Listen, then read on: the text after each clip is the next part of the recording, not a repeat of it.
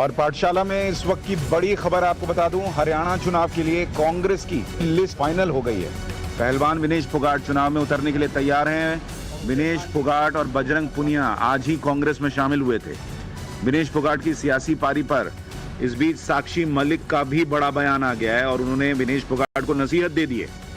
साक्षी मलिक ने कहा है कि मुझे भी ऑफर मिले थे लेकिन स्वीकारा नहीं, हमें कहीं ना कहीं त्याग करना चाहिए। यानी इस पूरे मामले में अब हरियाणा में चुनावों के बीच सियासत तेज हो गई है।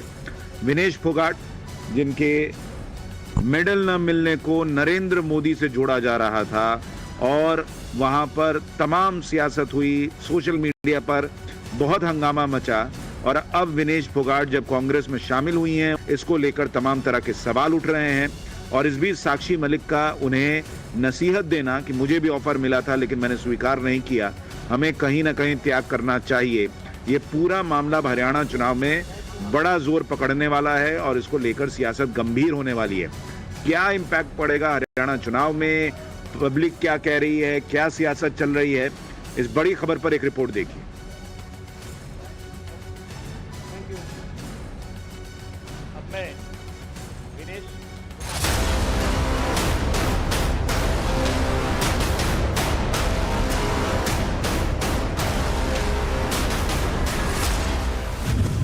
नाना करते सियासी दंगल में आ गए पहलवान, पीछे छूटा आंदोलन, अब होगा सियासी दंगल।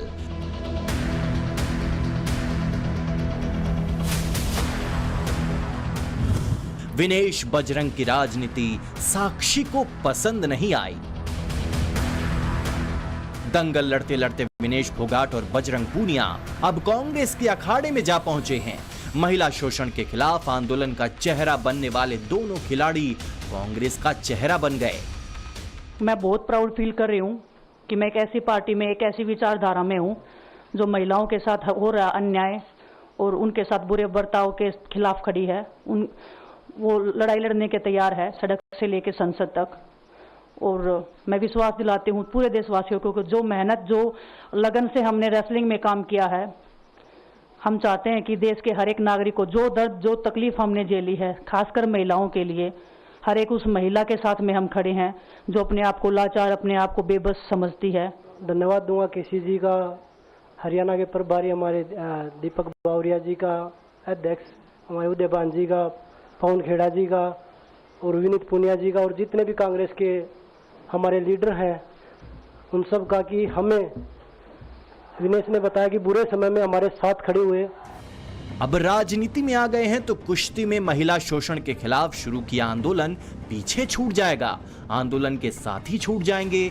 आंदोलन के बहाने राजनीति करने का ठप्पा लग जाएगा। शायद इसी वजह से पहलवान साक्षी मलिक नाराज हो गई हैं। साक्षी मलिक वो चेहरा है जिन्होंने विनेश और बजरंग के साथ मिलकर बृजभूषण के खिलाफ सड़क पर लड़ाई लड़ी है। साक्षी मलिक को डर है कि कहीं उनके आंदोलन पर सियासत का टैग न लग जाए, इसलिए साक्षी कह रही हैं कि ऑफर तो उन्हें भी बहुत आए थे।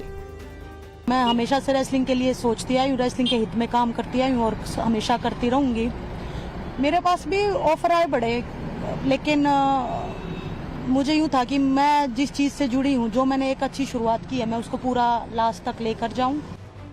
सोचिए, जब विनेश और बजरंग की पुरानी साथी रही साक्षी मलिक सवाल उठा रही हैं, तो फिर उन लोगों का मुंह तो अपने आप खुलेगा जो शुरू से बृजभूषण का बचाव कर रहे थे और कह रहे थे कि प्रदर्शनकारी पहलवानों के आरोपों के पीछे राजनीति है। बृजभूषण भी यही कह रही हैं कि आंदोलन के पीछे कांग्रेस थी, उन्हें फंसाया गया। हम बोल नहीं रहे, क्योंकि हमको जो बोलना था, आरोप लगा था, तब हमने बोल दिया था ये षड्यंत्र कांग्रेस का है, ये षड्यंत्र दीपेंद्र हुड्डा का है, ये षड्यंत्र भूपेंद्र हुड्डा का है।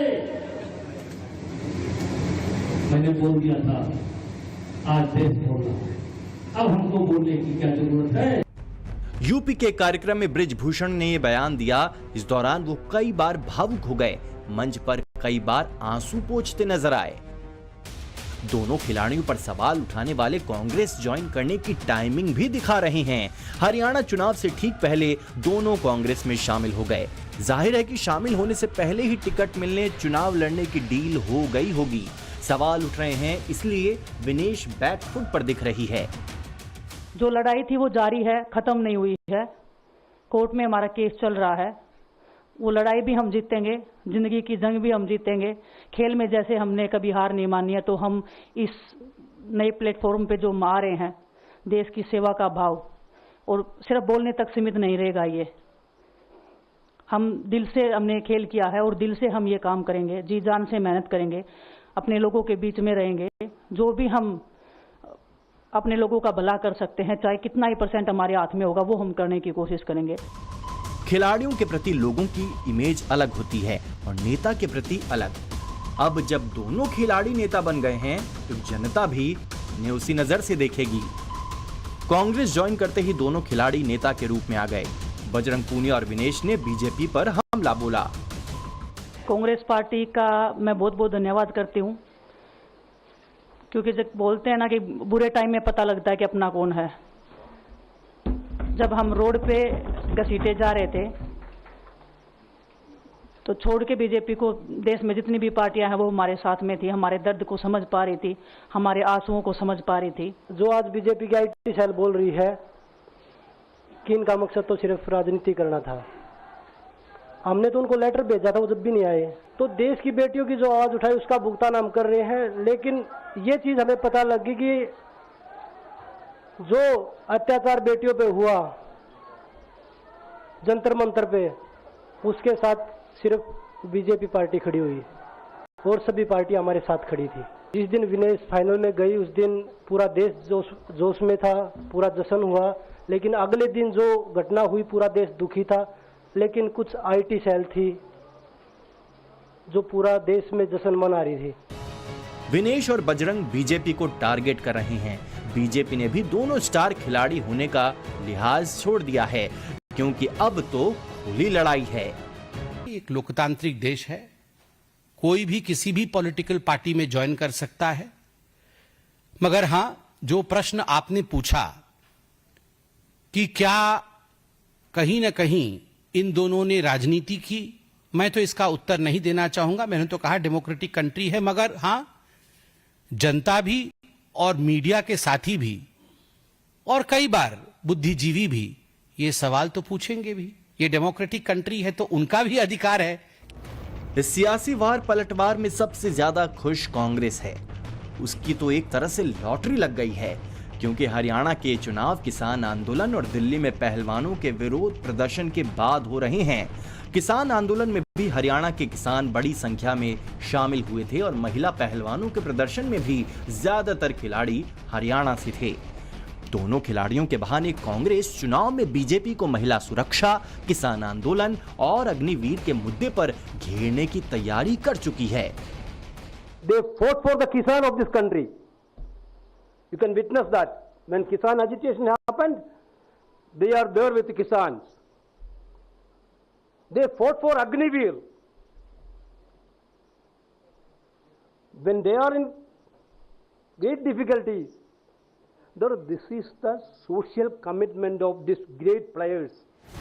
कांग्रेस आत्मविश्वास जता रही है तो बीजेपी भी पीछे नहीं। उसके दोनों नेता खिलाड़ियों की ज्वाइनिंग को ज्यादा भाव नहीं दे रहे हैं। नहीं, कोई किसी में शामिल हो, हमें उसमें हमने क्या लेना है। अगर कोई किसी पार्टी में जाता है, हमारा कोई नहीं। उधर कांग्रेस के लिए एक अच्छी खबर आई तो एक बुरी खबर। अखिलेश यादव ने हरियाणा में कांग्रेस की टेंशन बढ़ा दी है।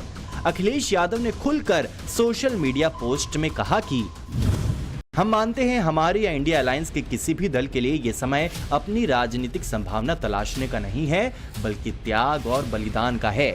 जनहित के परमार्थ मार्ग पर स्वार्थ के लिए कोई जगह नहीं होती। कुटिल और स्वार्थी लोग कभी भी इतिहास में अपना नाम दर्ज नहीं करा सकते हैं।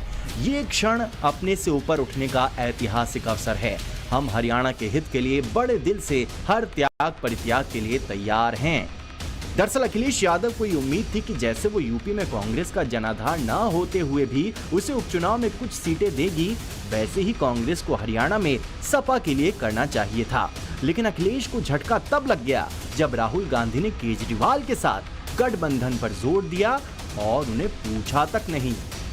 समाजवादी पार्टी का हरियाणा में कोई जनाधार नहीं है। राष्ट्रीय स्तर पे हमारा गठबंधन है। उस गठबंधन की मैं समझता हूं कि उस गठबंधन के अनुरूप कोई बात होती है तो उस पर क्या विचार पार्टी का बनता है समय बताएगा। लेकिन आज हमारा प्रदेश स्तर पर समाजवादी पार्टी के साथ अभी फिलहाल कोई गठबंधन नहीं है। हरियाणा में कांग्रेस ऐसा कॉन्फिडेंस तो दिखा रही है जैसे वो आसानी से बीजेपी को हरा देगी, लेकिन पार्टी को केजरीवाल का साथ लेना पड़ रहा है, स्टार खिलाड़ियों को उतारना पड़ रहा है। ये चुनावी रणनीति हो सकती है, लेकिन बीजेपी को ये कहने का मौका मिल जाएगा कि कॉन्फिडेंस तो राहुल गांधी का हिला हुआ है।